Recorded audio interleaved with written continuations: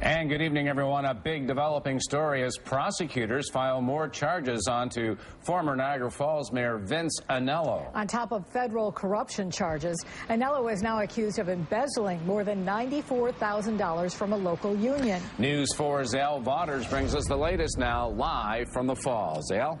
Well, Don and Jackie, federal prosecutors have been looking deep into the relationship between ex-mayor Vince Anello and prominent Niagara County businessman Smokin' Joe Anderson. The latest charges stem from an investigation that began after Anello left office and started collecting pension checks from the local electricians union. Vince Anello pled not guilty in federal court to charges of embezzling and falsely accounting for his pay while working on projects as an electrical contractor to businesses owned by Smokin' Joe Anderson.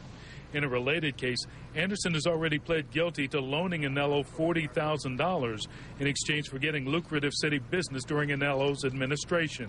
Joe Anderson wanted to hire a guy who knew what he was doing, and he went to Vince and said, "Vince, come on out here and help me at the Quality Inn and some of these other places." And all the lights work. Everything's fine there.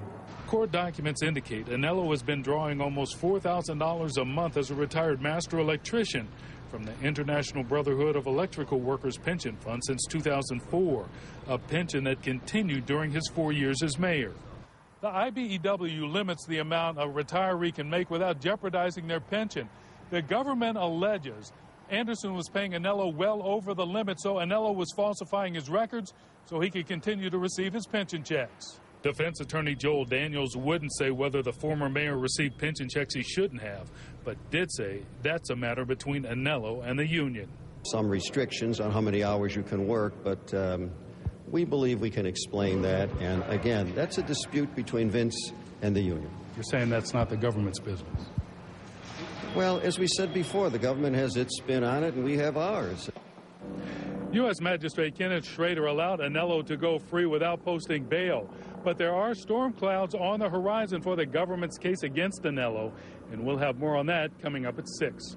Reporting live at Niagara Falls City Hall, Al Vaughters, News 4 at 5.